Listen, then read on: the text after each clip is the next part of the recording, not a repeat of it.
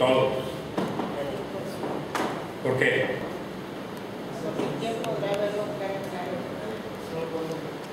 ¿Por qué no podemos verlo ahorita? Por el pecado.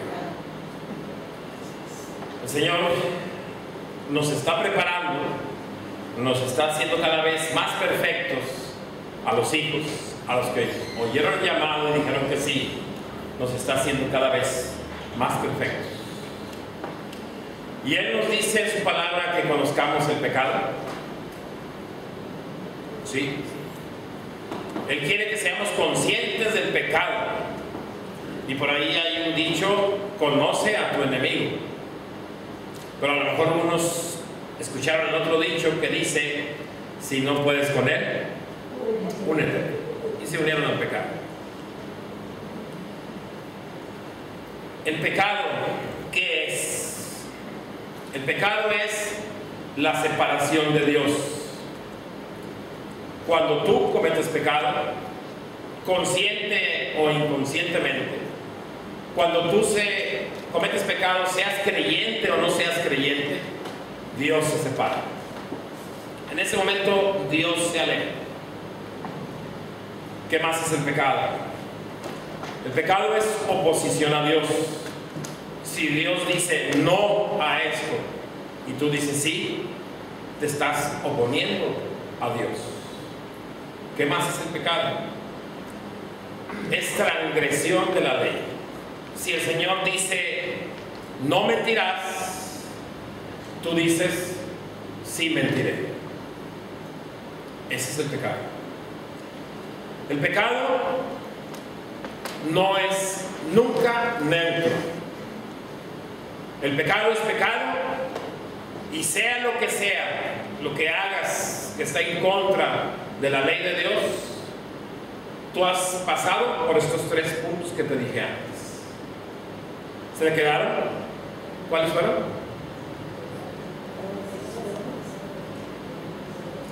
Transgresión de la ley. ¿La otra? Te opones a Dios y Dios se separa de ti. Eso es el pecado. Pero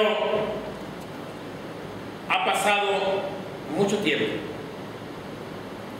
Han pasado 2000 años aproximadamente, un poco más, de que vino el Señor Jesucristo y nos recordó que es pecado.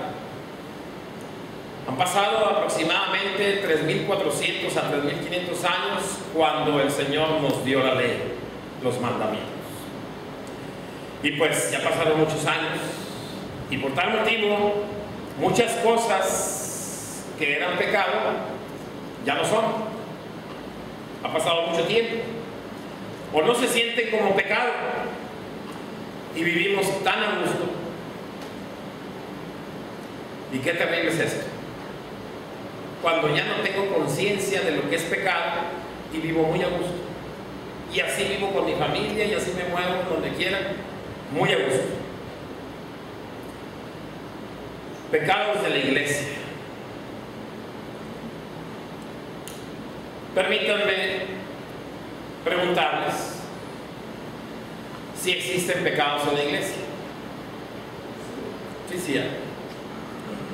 Y a veces ya no estamos conscientes de ellos y vivimos con ellos, y la iglesia no pasa nada. Y si me lo recuerdas, me ofendo, me molesto, pero Dios no dice eso. Y bueno, vamos a decir un pecado de la iglesia: el consistorio. ¿Cómo puede pecar el consistorio? Bueno, si ustedes tienen muchos, yo nomás les voy a decir uno: no trabajar. ¿Es pecado? No trabajar es pecado. Alguno o varios o ninguno no esté trabajando, el consistorio está en pecado. Los diáconos. ¿Qué pecado le conoces a los diáconos? ¿Muchos? Bueno, déjame decirte uno: la inasistencia a la reunión. ¿Es pecado? Sí, es pecado. ¿Qué más? La femenina. ¿Conoces alguna lista ahí? Bueno, déjame decirte una nada más: la queja. llamada o traducida como chisme.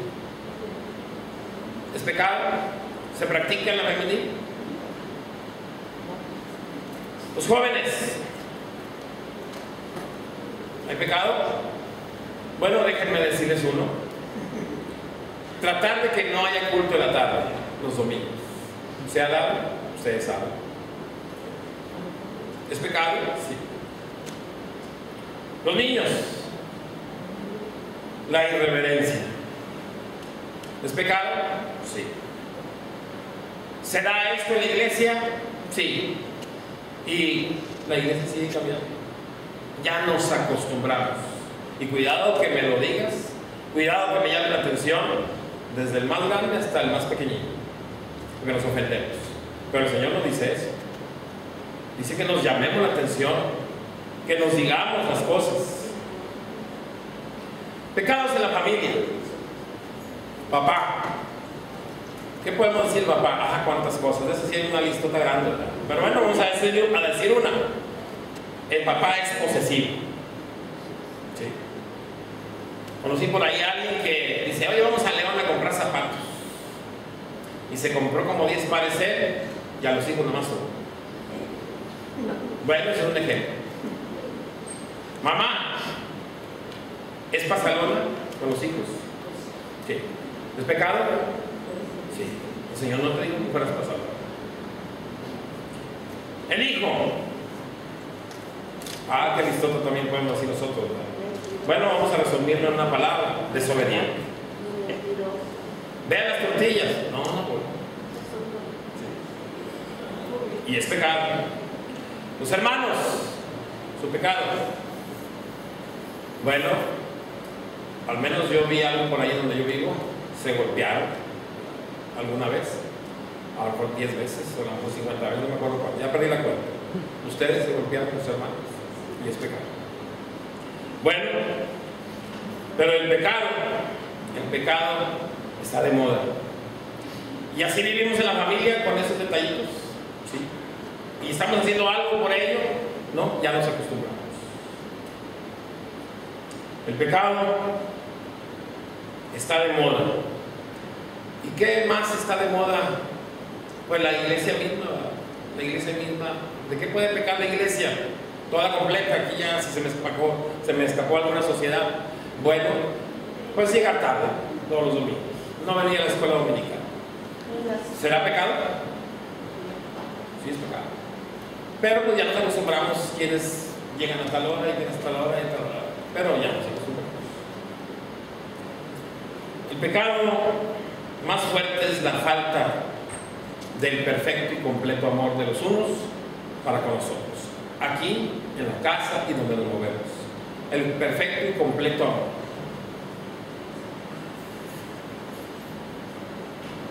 ¿Es doloroso este pecado de la falta de amor? Sí. ¿Es el más castigado por el Señor? Sí. Y es el que nos evidencia más a todos de que si somos o no cristianos. Podemos hablarnos, pasar el tiempo y hablarnos a medias, hablarnos entre nosotros muy poco, o casi nada, o nada. Y ya nos acostumbramos. Así va a ser en la casa, así va a ser en el templo. Yo con ese hermano jamás cruzaré palabra. Yo con mi mamá o conmigo. Así no me llevamos. Y estamos acostumbrados y no hacemos nada. Cuando menos orar, si no tenemos la capacidad de decir te amo, te perdono, vengo por ti, te busco. Pero nos acostumbramos. Nos acostumbramos a no hablar con Dios, a no dirigir la palabra durante 5 días o 6 días y el domingo aquí andamos a medias. Qué triste, pero vivimos tan a gusto así. Y se ven a gusto todos, y a lo mejor también ustedes me ven aquí bien a gusto. Porque así somos. Estamos tan confundidos que dudamos qué será lo mejor cuando tenemos enfrente el bien y el mal. Ya no sabemos qué será bueno y qué no será bueno. Cuando regañamos a veces a nuestros hijos, oye, ¿por qué? Es que yo no sabía. Y nosotros también como adultos, bueno, es que pues creí que era lo mejor. Ya nos confundimos. Déjenme darles un ejemplo de cómo más o menos nos podemos confundir con esta ilustración. Te pregunto, ¿qué será mejor? ¿Ser un empleado o un preso? ¿Un empleado o un preso? Bueno, déjame decirte las condiciones. En la prisión te pasas el tiempo en un lugar de 3 metros por 2.5 metros. Y como empleado te pasas el tiempo en una oficina de 1.5 metros por 2. En la prisión hay una ventana al exterior, que es donde puedes ver hacia afuera. En la oficina no hay ninguna ventana para que no te distraigas hacia afuera. En la prisión hay 3 comidas gratis. En la oficina a veces comes una vez y tienes que pagar la comida que sirve. En la prisión puedes ver la televisión. En la oficina que no te vean porque te corren. En la prisión puedes tener visita familiar. En la oficina no te dejan ni hablar por teléfono con tu esposa, con tu novio, etc. En la prisión te dejan hacer ejercicio. En la oficina nada más tienes que estar agachado viendo el escritorio, lo que estás haciendo. En la prisión al carcelero le puedes decir lo que quieras. En la oficina le tienes que decir jefe. Por buen comportamiento, en la prisión se acorta la sentencia. En la oficina, por buen comportamiento, te dan más trabajo. La pregunta, ¿qué prefieres? La prisión se oye más bonito. ¿Pero qué hay en la prisión? Puros pecadores, potenciales. Pero se oye más bonito. Es una ilustración de cómo a veces, en muchas cosas de la vida, pues lo que más me convenga, aunque sepamos que es malo.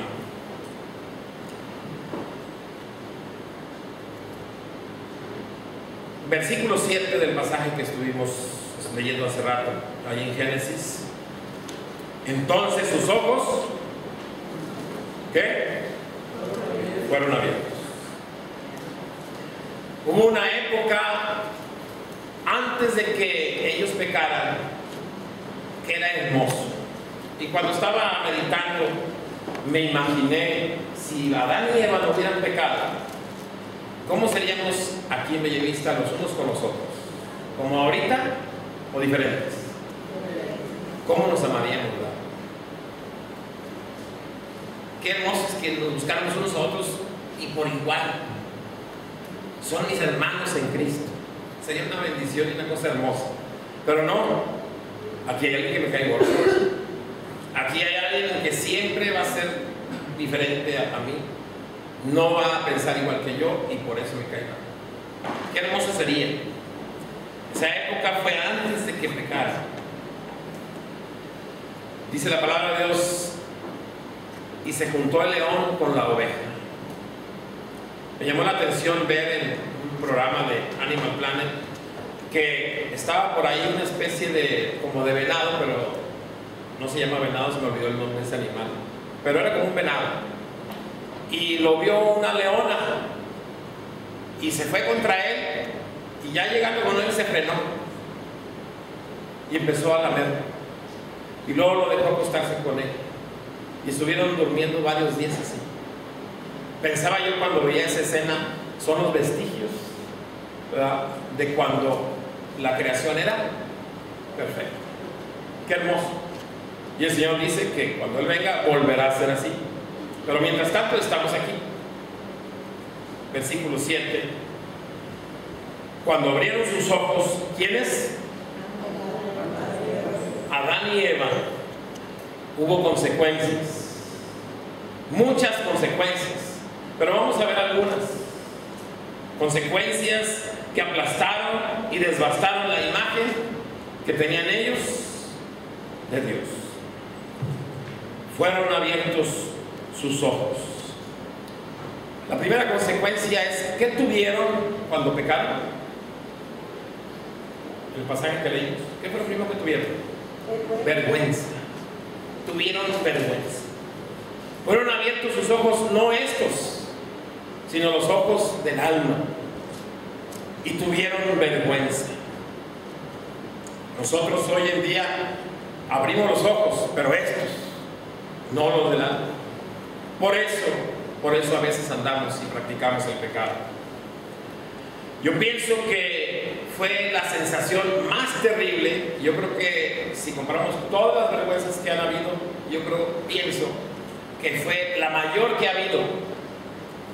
Porque todos hemos pasado por vergüenzas, me imagino. Si todavía tenemos vergüenza. Pero la primera que ellos experimentaron era la primera vez en la historia. No sabían qué era vergüenza y sintieron vergüenza. Era la primera vez. Se dieron cuenta que estaban desnudos. Qué tremendo fue para ellos tener conciencia de pecado, de verse así como se vieron ese día uno y el otro. Qué sensación tan terrible.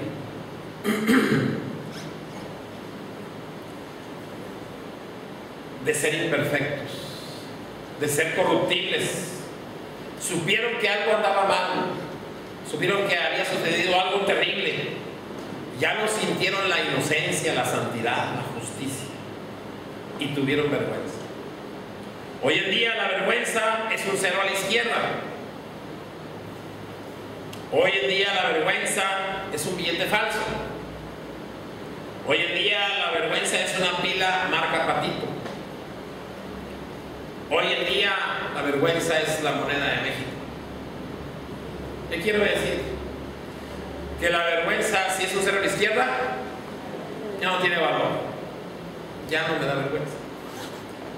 Que se ha ido depreciando, que cada vez tiene menos valor, tiende a desaparecer. Y tan así es que hay campos nudistas. Hombres, ancianos, niños, mujeres, viéndose unos a los otros y no sienten vergüenza. Llegaron al extremo que dice la palabra de Dios: y entregará sus mentes reprobadas a ya no entender el bien y el mal. Y si no entiendes el bien y el mal, mucho menos vas a tener vergüenza. ¿Qué más? ¿Qué otra consecuencia? Perdieron la imagen perfecta. ¿Qué sientes si un día alguien te dice: oye, eres la misma viva imagen de tu padre? Y que tu padre diga: espera, no me ofendas. ¿Cómo te sientes? ¿Cómo te sentirías como hijo? Mal. Bueno, aquí los culpables fueron los hijos. Perdieron la imagen de su padre. ¿Qué imagen? Al menos tres cosas: santidad, justicia y sabiduría. Perdieron esa imagen y los culpables fueron ellos. Qué triste, qué duro. ¿Qué más? Perdieron la paz. Cuando yo cometía algún error que se llama pecado y que sabía que papá ya se enteró, perdía la paz. Porque sabía que había hecho algo que defraudó a mi padre. Sabía que había hecho algo que ofendió a mi padre y a mi madre. Se perdía la paz. Entraba una inseguridad, una impaciencia. Yo me acuerdo que alguna vez les compartí que papá me dijo a mediodía, cuando desobedecí una de tantas, y me dijo: a la noche que venga te voy a pegar. Yo tenía una impaciencia. ¿Por qué? Porque me pegara de una vez, no esperarme toda la tarde. ¿Sí? Porque había aquí en mí una intranquilidad, no podía haber paz. Ya nada más estaba esperando oír el rechinido de las llantas en la cochera para saber que ya venían los instalados en camino. Eso perdieron Adán y Eva. Sintieron tristeza, se sintieron débiles, rechazados. ¿Qué más? Se hicieron encubridores. El clásico ejemplo del niño que trae aquí azúcar, o que quiere embarrarse de azúcar cuando está comiéndose la galleta y que le dice a la mamá: mira, a que voltea la mamá y en eso comer. Eso quisieron hacer Adán y Eva. ¿Encubrir qué? su pecado. Trataron de esconder su pecado. Y eso hacemos nosotros, hermanos. Tratamos de esconder nuestro pecado de él, de ella. El que menos me preocupa es él. ¿Sí? Yo trato de esconder mi pecado, ¿para qué? Para seguirlo practicando. Ellos, ¿por qué lo escondían? Ellos sí, Adán y Eva, tuvieron miedo de su Dios. Tuvieron miedo de lo que habían hecho. Nosotros es para poderlo seguir practicando, para seguir disfrutando y para seguir acomodando las cosas a mi gusto, a mi manera. Aquí en la iglesia, allá en la casa, allá en el trabajo. Que nadie se entere, Dios como quiera. Adán y Eva no soportaban su pecado. Estaban estrenando lo más terrible, el pecado. Ahora podían distinguir el bien y el mal. ¿Qué más? Desgarraron el corazón de Dios. El Eterno, nuestro Dios, sabía del pecado, de cada pecado, de cada uno de nosotros. Cuando se realizó el pecado de Adán, cambiaron las cosas. Los que están estrenando niños, disfrútenlos ahorita. Hoy está siendo abuelo mi hermano Nehemías, y que disfrute Noreli, ese niño, esa niña. Y es bien hermoso, pero va a llegar un día en que ese rostro sonriente, hasta ese aroma de bebé, lo vas a ver diferente cuando cometa su primer pecado. Su primer pecado, cuando te mienta, cuando diga algo contra ti, cuando haga algo, vas a sentir algo que duele. Y cambian las cosas. Se ven. Papá me decía a mí, ay, mijito, ya vas a pagar todas las que debes. ¿Sí? Y si nosotros sentimos algo por un hijo, en mi caso 4, y alguno que tenga 6 o 8, yo conozco una persona que tiene 25 hijos, el Señor, toda la humanidad la percibió pecando. Toda la existencia de hombres y mujeres la percibió. ¿Y qué hubo en el corazón de Dios? Dolor. Un sufrimiento que no se compara con el que vamos a vivir, que hayamos vivido y que estamos viviendo, con el que Él sufrió. Nuestro pecado entristece a nuestros padres. Y a veces nosotros, visualizando a nuestros padres, esa mamá, un martes vino una madre aquí llorando por un hijo. ¿Por qué? Por su pecado. Le está arrancando lágrimas que el hijo seguramente no tiene conciencia, y si tiene conciencia de ello. Tenemos padres resecos porque tantas cosas han sucedido con sus hijos que los han ido amargando. Y no nos importa. Los hijos seguimos con nuestro andar, con nuestra rutina, con nuestros proyectos. Y si no nos importa papá y mamá, Dios dice, estoy seguro, estoy completamente seguro, tengo certeza de que tú no tienes conciencia del dolor que le causas a tu Padre el Señor. Qué triste que nuestro pecado entristezca al Espíritu Santo. A todos nos duele lo que nuestros hijos nos hacen, pero a ninguno nos duele como a Dios le duele. Versículo 8. ¿Qué más consecuencias hubieron? Perdieron la fraternidad, la relación directa, la alegría, la emoción, la expectativa cuando se oía la voz de nuestro Dios.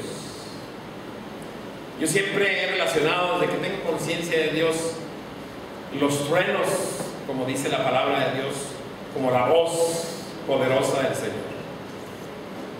Era una voz poderosa que los ubicaba y les hacía ver que había un ser supremo, pero también era una voz de armonía, de amor, de gozo, que ellos salían corriendo a buscar.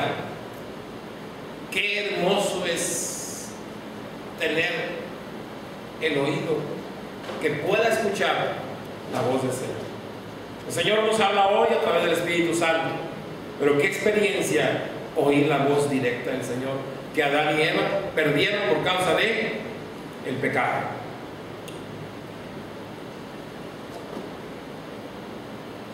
Adán y Eva, cuando ya oían al Señor que venía a buscarlos, ¿a qué horas de las 24 horas? A la hora del día, si leemos por ahí en Génesis. A la hora del día venía Dios a buscarlos. Y como esos niños, porque a lo mejor no puedo decir jóvenes, como esos niños que oyen y conocen el claxon del carro de su papá, es papá, y salen corriendo. Y digo niños porque los jóvenes, ya llegó papá, a lo mejor. Pero los niños salían corriendo a ver al papá y se le tiraban y lo abrazaban. Así salían Adán y Eva a recibir a su padre. Y perdieron esa experiencia hermosa. Habían decidido ellos hacer lo que quisieron y no lo que Dios les había mandado. ¿Qué más? Se escondieron de Dios. Dijo Dios, ¿dónde estás tú? ¿Qué hicieron ellos? Se retiraron, huyeron, se escondieron ¿de quién? De Dios. Y así hacemos unos. No vamos a la iglesia, no leemos la palabra, no oramos, nos escondemos de Dios porque está más sabroso que el pecado. Porque a lo mejor, qué bueno que sea por vergüenza, pero a lo mejor por eso nos alejamos de nuestro Señor. Y eso sucedió con ellos, y eso sucede cuando tú pecas, cuando yo peco. Tuvieron miedo, otra de las consecuencias, tuvieron miedo. Dios vio todas las eras, todos los siglos, todas las décadas, todos los años, todos los días que se venían venir, donde el hombre y la mujer caerían en pecado y vergüenza. Él veía venir la mentira, el robo, el engaño, la matanza, la guerra, la inmoralidad, los hogares deshechos, todo el dolor, todo el sufrimiento, todo lo que les esperaba a ellos. Yo no sé los que oyeron la noticia de esto que estamos viviendo de matanza, que una persona del gobierno dijo, bueno, este proceso va a durar 20 años. Yo creo que muchos dijeron, hijo, no me voy a alcanzar a vivir la paz, ya me voy. Y algunos jóvenes, oye, pues ¿qué vamos a hacer? 20 años, ya vamos a ser viejos, ¿para cuando esto se pase? Y se siente difícil, se siente algo pesado, una carga con todo lo que está sucediendo.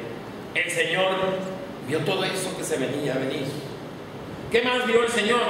Vio que tenía que ofrecer ¿a quién? A su hijo.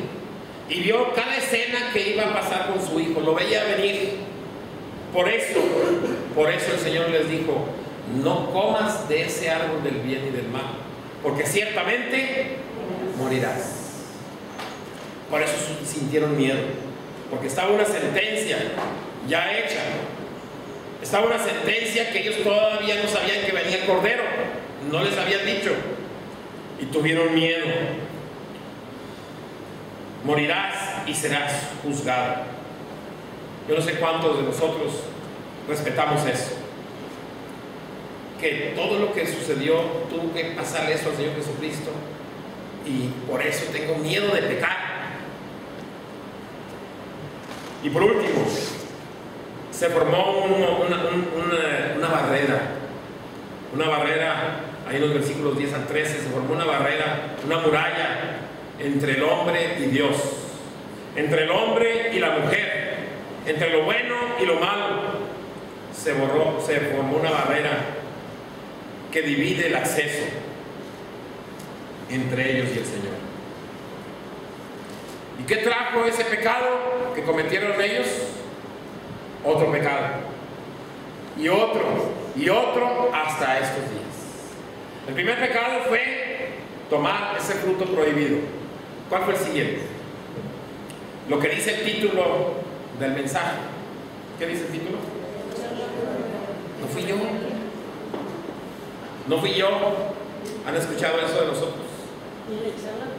Fue Él. Y el peor de los atrevimientos es Él. ¿Quién es? Dios. Y no le dijo Señor de señores, Rey de reyes. Eso es lo que sucede y te degrada tu mente. ¿Cómo le dijo? ¿Cómo le dijo él a Dios? Tú. Vean ahí, dice tú. No le dijo señores, señores, no le dijo majestad. Tú, la mujer que tú me diste. Y luego también cobardemente le echó la culpa a dar la parte de Dios a su mujer.